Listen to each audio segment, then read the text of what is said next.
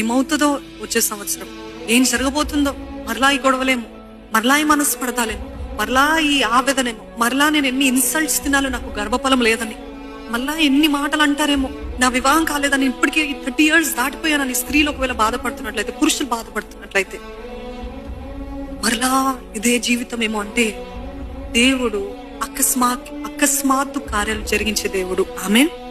Sudden works he will do. మీరు అనుకునే లోపడి, ఇందాక చదివిన రీతిగా సాయంత్రము ఏడుపు వస్తుందంట. అంటే ఆ సాయంత్రం ఒకవేళ ఈ సంవత్సరం అయి ఉండొచ్చు, రాత్రంతా ఉంటదంట. అంటే ఈ సంవత్సరం అంతా కూడా ఉండిందేమో ఆ బాధ, ఆ వేదన, ఆ దుఃఖము.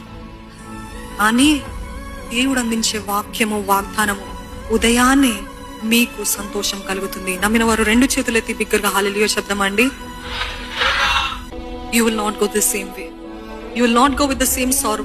You will not go with the same ఇదే బాధ, ఇదే శ్రమ, ఇదే రోగము, ఇదే ఈ ఆవేదన తోటి వెళ్ళరండి.